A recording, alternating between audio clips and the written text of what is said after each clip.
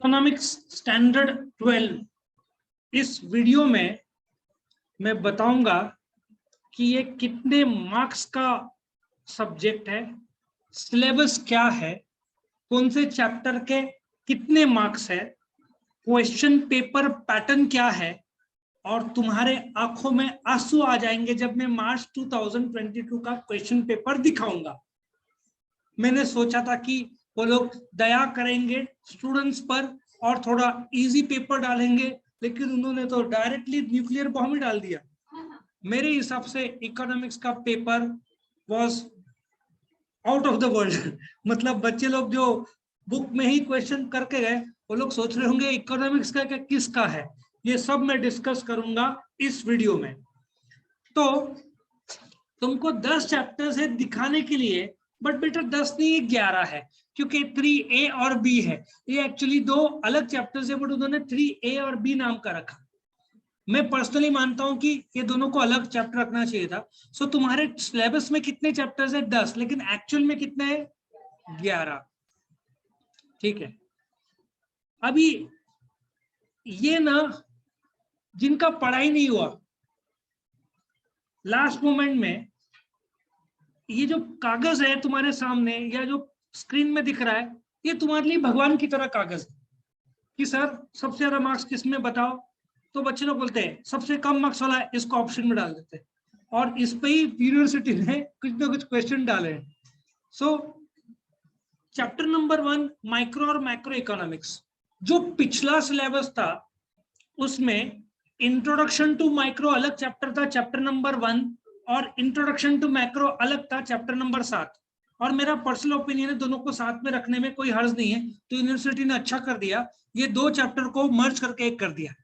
सो तुम्हारा सिलेबस 10 + 1 11 नहीं है, 12 है, क्योंकि दो अलग चैप्टर्स थे पिछले सिलेबस में। एक जमाने में ये 7 है विद ऑप्शन 10। एक जमाने में यूटिलिटी एनालिसिस बादशाह था, उसका रेलेवेंट बहुत ज्यादा था, लेकिन अभी वो थोड़ा सा बादशाह तो उसकी चली गई है। सो मार्क्स कम है 7 और 10, लेकिन ये चैप्टर में एक दो ऐसे क्वेश्चन थे जो बहुत डीप थे, लेकिन अभी दिखता नहीं है मुझे। Law of equi marginal utility ऐसे कुछ थे, तो ये सिलेबस में उन्होंने बोला कि बच्चों पर दया करे, तो law of equi marginal utility नहीं है। सो सबको समझ में आया? डिमांड एनालिसिस में तुम जब चैप्टर करोगे तो तुमको नाचने का मन होगा, क्योंकि बड़ा इंटरेस्टिंग है। हम इसमें एग्जांपल भी देंगे तो बड़ा मजा आएगा। ठीक है। और इलास्टिसिटी ऑफ डिमांड, ये और भी इंटरेस्टिंग है। इसमें ऐसे चार्ट्स है, इधर यू नो इलास्टिसिटी और यू डोंट नो, तुम इसमें बीच में नहीं रह पाओगे। ठीक है। 8-8 मार्क्स। सो तुम इमेजिन करो 12 + 12 24, मतलब 80 में से 24 इज 30% दिस 2 चैप्टर्स। और ये दो चैप्टर्स है, इसकी वजह से जो सेकंड चैप्टर यूटिलिटी का इंपॉर्टेंस थोड़ा कम हो जाता है। तो इलास्टिसिटी ऑफ डिमांड जैसे मैंने बताया, बहुत सारे ग्राफ्स है, तुमको समझेगा या नहीं समझेगा, you can not be in between, इस पार या उस पार वाला चैप्टर है। चौथा सप्लाई एनालिसिस, पहले पिछले सिलेबस और इस सिलेबस में लगभग सेम ही है। ठीक है। सो ये भी 7 और 10। एक्चुअली सप्लाई एनालिसिस काफी बड़ा दिखता है, लेकिन 7 और 10। फॉर्म्स ऑफ मार्केट भी 7 और 10, क्योंकि डिमांड और इलास्टिसिटी को इतने सारे मार्क्स दे दिए इन लोगों ने, तो इन लोगों ने सप्लायर फॉर्म्स ऑफ मार्केट को थोड़ा सा कम कर दिया है। इंडेक्स नंबर बेटा प्रैक्टिकल है, इसमें थियरी भी आया था। तुमको लगा होगा कि बस प्रैक्टिकल, तो उन्होंने एक सरप्राइज थियरी भी डाल दिया। मैं जब क्वेश्चन पेपर अभी बताऊंगा तो तुमको समझ में आएगा।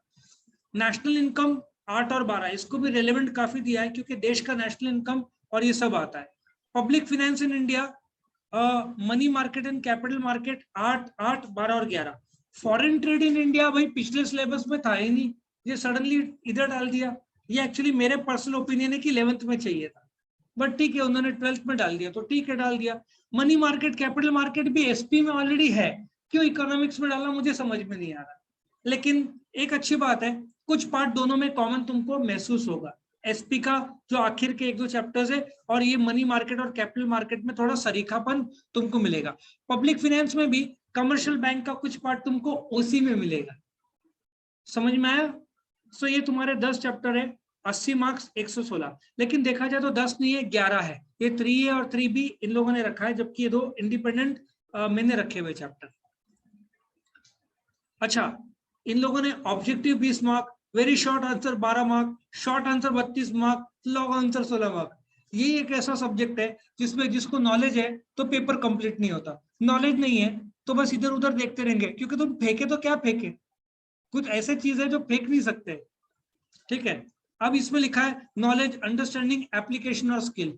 मानते हैं एप्लीकेशन, पहली बार यूनिवर्सिटी ने ग्राफ दिखा और बोला कौन सा ग्राफ है पहचानो। अब तक 30-40 साल में ऐसा कभी नहीं हुआ कि यूनिवर्सिटी ने ग्राफ डाल दिया, यूनिटरी इलास्टिक है क्या, परफेक्टली इलास्टिक है क्या, परफेक्टली इलास्टिक है क्या, रिलेटिवली इलास्टिक है क्या, रिलेटिवली इन इलास्टिक है, ऐसे बड़े। अच्छा, तुम पिक्चर का फोटो देख के बोलेंगे कश्मीरी फाइल्स, है ना। अभी कौन सा वो पुष्पा वाली कौन सी पिक्चर थी, पुष्पा ही नाम था। अभी RRR का वो जो फोटो है ना, देख के वैसे तुमको ग्राफ दिखाएंगे और पहचानना है कौन सा वो टाइप ऑफ इलास्टिसिटी है, बहुत मजा आएगा वो भी करना है। अब तुमको खुशी हो रही है क्वेश्चन पेपर पैटर्न देखने की? नहीं हो रही है, मुझे भी नहीं हो रहा है, लेकिन जब पेपर सॉल्व करेंगे तो बड़ा मजा आएगा। नाउ यूनिवर्सिटी ने वापस गड़बड़ी कर दिया। कैसे गड़बड़ी कर दिया? पहले सिर्फ 3 या 4 ऑब्जेक्टिव आते थे, फिक्स था भाई, fill in the blanks, match the pair, true और फॉल्स। ट्रू और फॉल्स नहीं आता तो भाई सबके सब ट्रू कर दे, सबके सब फॉल्स कर दे। कोई गधे से गधा भी बच्चा रहेगा तो 5 फॉल्स 5 या ट्रू बोलेगा तो 2 मार्क्स तो मिलेगा, तो 0 वाला नहीं रहेगा कोई। लेकिन इधर देखो, इधर तो choose with correct option, complete the correlation, give economic term, find the odd one out, complete the following statement, choose the wrong pair, assertion and reasoning, identify the right group। मतलब यूनिवर्सिटी बोलते ना पुष्पा झुकेगा नहीं, तो तुमको university ने कोई भी 4 जो डाला हो तुमको मानना पड़ेगा, इसमें ऑप्शन ही नहीं दिए। मतलब तुमको इन 8 में से कोई भी 4 यूनिवर्सिटी पूछ सकता है, यूनिवर्सिटी की इच्छा या बोर्ड की इच्छा से। तुम ऐसे नहीं बोल सकते, ये इजी है ना, चूज द करेक्ट ऑप्शन, 4 में से अक्कड़ बक्कड़ बम्बे बो 80 90 पूरे 100 डी, ये नहीं कर सकते। तुमको इधर, या तुमने चारों के चारों डी या ये भी बोल दिया तो एक हाथ तो राइट हो ही जाना चाहिए। लेकिन यूनिवर्सिटी कोई भी 8 में से 4 पूछेगा, हर एक A B C और D, इन 8 में से कोई भी 4 होगा, 5-5 मार्क का हर एक होगा, चारों को जोड़ दो तो कितना होगा 20 मार्क्स। सबको समझ में आ रहा है बेटा कैसे होगा क्वेश्चन पेपर का? Question number 1A। B, identify and explain the concept. Concept वो लोग, ये तो क्वेश्चन पेपर देखोगे तो वो लोग कुछ स्टेटमेंट डालेंगे, तुमको कंसेप्ट समझना पड़ेगा, ठीक है ना। तो ये नॉलेज के बिना तो फेंक ही नहीं सकते, ठीक है ना। जैसे कि you went to the market, there were multiple prices, multiple quantities. लड़कियां लोग बोलेंगे सर शॉपिंग, पर बेटा ये इकोनॉमिक्स है। करेक्ट वर्ड इज डिमांड, अब क्यों डिमांड बताऊंगा। सो कंसेप्चुअल क्लैरिटी इन लोगों ने जो डाला है, ये तुम फेंक ही नहीं पाओगे। तुमको यूटिलिटी या जो भी चैप्टर है उनके टर्म्स क्लियर होना चाहिए। अब मैं डिमांड बोलूंगा तो बच्चे बोलेंगे वस्तु होंडा एक्टिवा का डिमांड बहुत है, मैं बोलूंगा बढ़िया, 5वीं क्लास के बच्चे की तरह आंसर दिया। इकोनॉमिक्स में demand as a special meaning, तो ऐसे टर्म्स तुमको कंसेप्चुअल क्लैरिटी लगेगा। देखो 6 मार्क का डाल दिया, लेकिन एक अच्छा है 3 आउट ऑफ 5, ठीक है। डिस्टिंग्विश बिटवीन 2-2 मार्क के पहले भी था। Answer the following any 3 out of 5। Fourth, state with reason whether you agree और disagree with the following statement, ठीक है ना। ट्रू और फॉल्स की तरह है, लेकिन तुमको कारण देना पड़ेगा। तुम ऐसे नहीं लिख सकते I disagree, question paper was hard, question is hard please remove. तुमको एक अच्छा है ऑप्शन दिया जाएगा 5 में से 3, थोड़ा दया कर दिया यूनिवर्सिटी ने। पुराने सिलेबस इतना दिलदार थे बोर्ड, 6 में से 3, तो बच्चों के आंखों से आंसू आ जाते होंगे, भगवान की तरह था बोर्ड, और अभी 5 में से 3 कर दिया। लेकिन सबसे प्रॉब्लम, अच्छा, study the following table figure passage answer the question below it. अब इसके लिए तुमको पहले चार्ट समझना पड़ेगा, ग्राफ समझना पड़ेगा, शेड्यूल समझना पड़ेगा, कर्व समझना पड़ेगा, उसके डायमेंशन समझने पड़ेंगे, तब जाकर तुम इसको आंसर कर पाओगे। मतलब तुम फेंक ही नहीं पाओगे, चार्ट का एनालिसिस जरूरी है। तो यूनिवर्सिटी ने क्या किया, जो बच्चा बोलता ना एबीसीडी जो रट्टा मारता था ना पेपर में जाकर, रट्टा मारा हुआ है क्या क्वेश्चन, एक हाथ उसको मिलेगा 5 मार्क का 10 मार्क का, उसके ऊपर तो पूरा इमेजिनेशन पे, पूरा क्रिएटिवनेस, पूरा अंडरस्टैंडिंग ऑफ कंसेप्ट। सो मेरे पर्सनल ओपिनियन है, हार्ड नहीं बट ये एप्लीकेशन बेस्ड सब्जेक्ट कर दिया। थोड़ा सा आईसीएसई सीबीएसई पैटर्न है ना, पहले क्या था 10 क्वेश्चन रट्टा मारो, 10 में से 6 आ जाएगा, तुम पास। इस बार हर एक जगह पे यहाँ पे चार्ट ग्राफ देंगे, तुमको एनालिसिस करना है। आज तक यूनिवर्सिटी ने, महाराष्ट्र बोर्ड ने कभी चार्ट ग्राफ नहीं दिया, मैं भी देखकर चकरा गया, अरे चार्ट आ गया, ग्राफ आ गया, मेरे को तो बहुत मजा आ गया देख के रही है। लेकिन बिकॉज हम तो 20 साल से सिखा रहे हैं, बट बच्चे लोग सोच रहे होंगे अरे एक सडनली ग्राफ कहाँ से आ गया। यूनिवर्सिटी ने आज तक कभी ऐसे चार्ट्स ग्राफ्स नहीं डाला था, जो पहली बार डाला है वो मैं दिखाऊंगा अभी थोड़ी देर में। और आंसर इन डिटेल, यहाँ ना बच्चे लोग का दिल टूट जाएगा, क्योंकि बड़ा एक आता था पहले, एक बड़ा, यहाँ पे 2 बड़ा क्वेश्चन, और एक क्वेश्चन लिखने को हाफ एन आवर, दूसरा बड़ा लिखने को हाफ एन आवर, 1 घंटा तो लास्ट में क्या 20 मार्क। सो 3 घंटा, जिसने बोला ना पेपर कंप्लीट हुआ, मैंने बोला बढ़िया, ये सब्जेक्ट में पेपर ही कंप्लीट नहीं होगा, तुमको लगातार लिखना पड़ेगा। प्रॉब्लम क्वेश्चन नंबर 6 में, क्योंकि उसमें तुम चार्ट ग्राफ्स है ना, schedules, curves, definition, introduction, also called as meaning, ऐसे सब आएगा, assumption, exceptions, ठीक है ना, लिमिटेशंस, एडवांटेजेस। मजा आ रहा है, महसूस हो रहा है, कुछ खुशी महसूस हो रहा है, किसी को नहीं होगा, और होगा, अभी क्वेश्चन पेपर दिखाऊंगा और होगा। आंसर इन डिटेल मेरे हिसाब से यार 1 चाहिए था, 2 ज्यादा कर दिया। अब इसके लिए इसके कम से कम बेटा 8 से 10 पेपर सॉल्व करने होंगे, उसके बाद तुमको लगेगा हाँ पेपर 3 घंटे में पेपर होगा। 8 से 10 अपन सॉल्व करेंगे। मजा आ रहा है, खुशी हो रही है, खुशी तेरा नाम है, हो रही है, सर मेरा नाम रख दिया, पेट नेम से बुलाओ, पेट नेम कुछ है नहीं है तो खुशी बुलाएंगे। देखो कभी खुशी और कभी गम आ रहा है, मास्टर सीरियसली बोल रहा हूँ, मुझे ये बक्सा पहली बार मैंने देखा, यूनिवर्सिटी ने आज तक कभी बक्सा डाला नहीं था। Micro economics dash micro economics price theory, हाँ बेटा, हाँ कोरिलेशन, मुझे लगा तो आंसर थ्योरी कोरिलेशन, मतलब कोरिलेशन नहीं इनकम थ्योरी है, ठीक है हाँ ओके। वैसे अभी तो सिलेबस शुरू नहीं हो रहा, वैसे मतलब पहले आंसर में 3 वर्ड हो गई। तो ये ना मुझे बहुत मजा आता है, क्योंकि ना इसमें इफ तुमको इकोनॉमिक्स का कंसेप्ट और नॉलेज क्लियर है तो तुम इसमें लिख सकते, फेंक नहीं सकते। फेंकोगे तो फेंकोगे क्या, पहले तो समझना पड़ेगा क्वेश्चन क्या पूछा है, कंप्लीट द कोरिलेशन पूछा, ठीक है ना। Ed is equal to perfectly elastic, ये परफेक्टली इलास्टिक आएगा। मुझे खुद को पेपर देने का मन किया देखने के बाद, ठीक है। अभी गिव इकोनॉमिक टर्म्स, अभी additional utility derived by consumer from an additional unit consume. बच्चे को जब तक कंसेप्ट ही पता नहीं हो, भाई इसका आंसर मार्जिनल यूटिलिटी है एडिशनल ना, तो बच्चे को जब तक कंसेप्ट ही पता नहीं हो वो इकोनॉमिक टर्म्स दे ही नहीं पाएगा। उसको पहली बार ऐसा हो रहा है कि तुम रट के पास बहुत मुश्किल से होगे, मे बी 30 और 5 मार्क का ग्रेस, टीचर रहेगी 30 मार्क लिख लिख के लाया, 5 मार्क फेल हो रहा है, ले 5 मार्क दे। आप स्ट्रिक्ट चेकिंग वो तो 11th में किया है,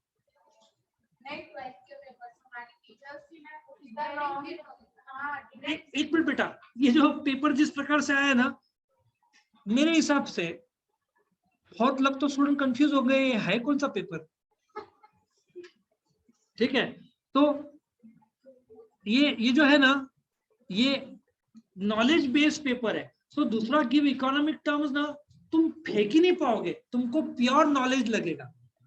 कंप्लीट द फॉलोइंग सेंटेंस, हाँ इसमें अकड़ बकड़ बम्बे बो 80 90 पूरे 100, ठीक है, ये तुम कर सकते हो, लेकिन तुम्हारा ये भी नॉलेज। और लेकिन यार when percentage change in quantity demand is less than percent, the demand curve is flatter, steeper, rectangular, hyperbola, horizontal, भाई ये तो नॉलेज लगेगा इसमें। लकीली अपने पास कम से कम 500 1000 पीपीटीज है, ये है अपने नोट्स में, लेकिन ये मुझे लगता है इकोनॉमिक्स की बुक में शायद ये नहीं होगा। स्टीपर है कि हॉरिजॉन्टल है, वो चार्ट बेस समझाना पड़ेगा तब। और ये जब ड्रॉ होगा ना तो तुमको शायद एक रफ में चार्ट बना के अंदाजा लगाना पड़ेगा, ऐसा भी है। सो ये मैं डरा नहीं रहा हूं, मैं सिर्फ तुमको बोल रहा हूं कि तुमको कंसेप्चुअल क्लैरिटी रखना पड़ेगा। तुम एसपीओसीटी के रट्टा मार के केस स्टडीज मतलब केस स्टडी छोड़कर बाकी अटेम्प्ट कर सकते हो। इसमें हर जगह नॉलेज इन लोगों ने डाला है। अच्छा, एसर्शन एंड रीजनिंग क्वेश्चन, ये तो बच्चे लोग सोचते हैं एसर्शन क्या है, रीजनिंग क्या है, हाँ कभी ना वाली बात है। तो ये तो तुमको 5 मार्क का है। एक अच्छा इन लोगों ने 1 2 3 4 5 दिए, ये भी कोई भी गधा रहा तो सब ए, पांचों के पांचों ए बोल दिया तो एक हाथ तो राइट होने का चांस रहता है ना। और किसी ने बोल के छोड़ के आया तो मैं बोलूंगा प्योर गधा, क्योंकि पांचों के पांचों ए लिख के आ सकते हैं ना, दैट वे। और जो अभी इसमें भी ये सी ABCD, कोई पहली बार साइंस का बंदे को बिठा दिया, बैट इकोनॉमिक्स का, तो पांचों के पांचों डी लिखा तो 1 मार्क तो पक्का। और इधर सबके सब ए बोला तो 1 मार्क तो पक्का। लास्ट में 80 में से 2 तो मिल जाएगा भाई, 2 तो मिल जाएगा। साइंस का बंदा और सडनली बोला इकोनॉमिक्स का, जैसे फिजिक्स का पेपर तुमको कॉमर्स का इकोनॉमिक्स का हाथ में दे दिया, तुम बोलोगे क्या था तो वो वाली बात है। Identify and explain the concept, इधर भी कंसेप्चुअल क्लैरिटी था भाई। Asha collected the information about the income of a particular firm. Ramesh's demand for salt remained unchanged in spite of a 10% rise in its price. ये तो perfectly elastic demand हो गया। क्यों हुआ? मतलब इधर भी कंसेप्चुअल क्लैरिटी। और सिचुएशन है, पहले तो तुमको कंसेप्ट समझना है क्या है और फिर एक्सप्लेन करना है क्यों। पहले तो बच्चा सोचेगा सर कंसेप्ट, उसके बाद एक्सप्लेन। पहले तो क्वेश्चन समझना है, उसका कंसेप्ट समझना है और फिर कंसेप्ट को एक्सप्लेन करना है। सो तुम कंसेप्ट फेंकोगे, गलत निकला तो उसका एक्सप्लेनेशन भी गलत। सो यही एक सब्जेक्ट है जिसका तुमको बहुत क्लियरली कंसेप्ट समझने पड़ेंगे। मतलब ज्योमेट्री में 1 = 2 या LHS = राइट नहीं चलेगा। तुमको हर चीज में, ये देखो इधर पांचों के पांचों, ये आज तक के हिस्ट्री में महाराष्ट्र बोर्ड में कभी ऐसा पेपर नहीं था। जितने साल में देख रहा हूँ क्वेश्चन पेपर, ये पहली बार डाला है। मतलब ये तुम्हारा इमेजिनेशन भी टेस्ट करता है कि Asha collected the information about income of particular firm. जिसको नहीं आता है वो बोलेगा आशा बेचारी निराश थी या मैं निराश हो गया, आशा गई वहां लेकिन मैं निराश हो गया। तो तुमको कंसेप्चुअल क्लैरिटी लगेगा। डिस्टिंग्विश बिटवीन, मुझे लगा था डिस्टिंग्विश बिटवीन में तो थोड़ा दया करेगा महाराष्ट्र बोर्ड, लेकिन महाराष्ट्र बोर्ड ने तो AK-47 ही दिखा दिया बच्चों को, स्लाइसिंग मेथड और लंपिंग मेथड। इन्होंने बोला नहीं कि माइक्रो मैक्रो है, नाम माइक्रो मैक्रो का इनडायरेक्ट डाल दिया। Joint complementary demand and competitive demand, भाई ये तो डिमांड के टाइप्स के अंदर का एक डाल दिया। टोटल रेवेन्यू, मार्जिनल रेवेन्यू, अच्छा price index number and quantity, internal depth और एक्सटर्नल डेप्थ। बच्चों ने क्या सोचा था, इजी आएगा, एक्सपेंशन कॉन्ट्रैक्शन आएगा, इलास्टिसिटी का आएगा, कुछ नहीं। ये यूनिवर्सिटी का पिछले 40 साल का पेपर देखोगे, इसमें से एक हाथ दो डिस्टिंग्विश, स्लाइसिंग एक हाथ बार आया होगा, तीसरा एक हाथ बार आया होगा, बाकी कुछ भी रिपीटेटिव दिखता नहीं मुझे। क्वेश्चन नंबर 3 में थोड़ा यूनिवर्सिटी थोड़ा स्कोप है, जिसने रट्टा मारा होगा वो बहुत खुश हो गया होगा। चलो 1 2 तो समझ में नहीं आ रहा, 3 में समझ में आएगा। जो ये देखो, scope of micro economics, features of monopoly, 4 features of utility, ये क्वेश्चन आंसर फॉर्म में, मतलब तुमको क्वेश्चन मिल जाएगा। लेकिन ये जो ऊपर के थे, हो सकता है तुमको इकोनॉमिक्स की बुक में मिलेगा ही नहीं। और 60 से 70% यूनिवर्सिटी के बुक के पिछले क्वेश्चन के बाहर आया है। तो तुम बोल नहीं सकते यूनिवर्सिटी की बुक में 5 क्वेश्चन वही करूंगी। यूनिवर्सिटी गूगली डाल रहा है, यूनिवर्सिटी ने, बोर्ड ने बहुत गूगली डाला है, स्टेट विद रीजंस। अगेन यहाँ पे तुमको कंसेप्चुअल क्लैरिटी लगेगा। तुम एग्री कर रहे हो, डिसएग्री कर रहे हो, supply curve of labour is backward bending, तुमको पहले ग्राफ ड्रॉ करते आना चाहिए, उसका एक्सप्लेनेशन। मतलब 5 में से 3 बोला है और पेपर जोरदार है। मतलब ये इजी नहीं था पेपर। मेरा पर्सनल ओपिनियन है, कोविड का लॉकडाउन के हिसाब से ये हार्ड था। अब पूरा साल मिल रहा है ना, तो फिर कंपैरेटिवली थोड़ा इजी होगा। बट पूरा साल के स्टडी के बाद भी ये चैलेंजिंग पेपर है, हार्ड बोलने के बजाय। चैलेंजिंग मतलब तुम्हारा प्योर नॉलेज टेस्ट होगा, तुम प्रिपरेशन के बाद ही ये पेपर अटेम्प्ट कर पाओगे। अकाउंट्स सम्स तुम्हारा होने के बाद तुम बैठ जाओगे। Economics will require thorough preparation, then only you can attempt this. और क्वेश्चन नंबर 5 मैं भी शॉक में आ गया, ये तो सीबीएसई आईसीएसई का लेवल डाल दिया। इन्होंने बोला कि जीडीपी कंप्यूट करो, ये महाराष्ट्र बोर्ड में ऐसा कभी नहीं हुआ। सीबीएसई में पूछते हैं, आईसीएसई में पूछते हैं ये सब, लेकिन इन लोगों ने इधर ही डाल दिया। अभी कंप्यूट करना पड़ेगा, C plus I G plus C plus I plus G plus X minus M plus R minus P. अब मैं क्या बोल रहा हूँ, इंतजार आएगा वक्त। फिर ये एक्चुअली सम डाले हैं इन्होंने इन इकोनॉमिक्स, ठीक है। मैं डरा नहीं रहा हूं बेटा, सर हम डर रहे हैं तो डरो, लेकिन मैं बोल रहा हूँ सेलिब्रेट करो, चैलेंजिंग पेपर है। और देखो ये पहली बार आया, मुझे तो देख के इतना बढ़िया लगा। ये देखो ग्राफ्स, इसको चार्ट नहीं ग्राफ बोलते हैं, चारों। अच्छा, इसमें ना मैं यूनिवर्सिटी से एक सवाल करना चाहूंगा। ये जो चौथा है ना, ये चौथा में दो आंसर सिमिलर है, मेरे को बारीक स्केल से मेजर करना पड़ेगा। ये यूनिवर्सिटी ने थोड़ा सा ठीक से सेट नहीं किया है। ये जो डिस्टेंस है ना, ये जो डिस्टेंस है और ये डिस्टेंस एकदम मेजरमेंट में नजदीक दिख रहे हैं, इसके दो आंसर क्लोज है, दो आंसर थोड़े से नजदीक दिख रहा है। तो एक यूनिवर्सिटी ने इसका आंसर ना 2 मार्क्स फुल देना चाहिए, क्योंकि ये आंसर ना बारीकी से देखो ना, एकदम बारीक, और ये बिना स्केल के मेजर किए तुमको आंसर मिलना ही नहीं है। इसमें एक रिलेटिव इलास्टिसिटी और एक unitary elasticity. Of course relative elasticity एकदम बारीकी से मेरा 20 साल का एक्सपीरियंस से दिखता है, लेकिन बहुत सारे स्टूडेंट्स तो कंफ्यूज भी होंगे इसमें। तो ये तुमको आइडेंटिफाई करना है, और एक्चुअली गिफ्ट है मार्क्स का, क्योंकि वंस तुमने ग्राफ्स अच्छे तरीके से किए, समझ लिया, तो तुमको जम जाएगा। और ये क्या था, ये तो कॉम्प्रिहेंशन डाल दिया भाई इन्होंने। ये भी पेपर आज तक यूनिवर्सिटी में कभी नहीं आया, ये कॉम्प्रिहेंशन पे। लेकिन देखा जाए तो ये इजी है, क्योंकि तुमको कॉम्प्रिहेंशन अच्छा आता है। तुम इंग्लिश में कॉम्प्रिहेंशन के दम पे पास होते हो, कुछ लोग ग्रामर के। बराबर ना। तो ये कॉम्प्रिहेंशन डाला है, लेकिन मुझे लगता है अगले साल थोड़ा इतना इजी नहीं डालेंगे, थोड़ा सा इजी लगा मुझे। क्वेश्चन नंबर छकड़ा, question number 6, variation in demand and changes in demand. ये बच्चों को आता होगा, एक्सपेंशन, कॉन्ट्रैक्शन, इंक्रीज, डिक्रीज बोलते ना। इन लोगों ने क्या किया, चेहरे में मास्क लगा के पूछा। मास्क के अंदर का आंसर बच्चों को पता होगा, बट मास्क में गड़बड़ी हो गया। वेरिएशन मतलब expansion, contraction, changes means increase, decrease.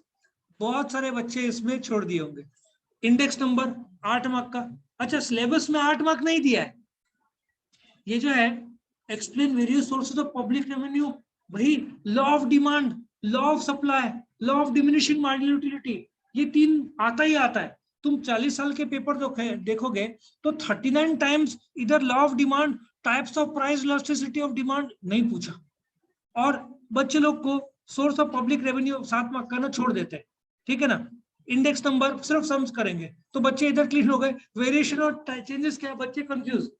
मतलब टीचर ने हार्ड चेक करने की जरूरत ही नहीं है, बच्चे लोगों ने लिखा ही नहीं होगा, क्योंकि इन लोगों ने मास्क, जैसे अपन कोविड में ना थोड़ा दिखता नहीं है, वैसे टाइप के सवाल पूछे। मुझे तो बहुत मजा आता है ऐसे टाइप। हार्ड मतलब चैलेंजिंग, ये सब्जेक्ट कर दिया है।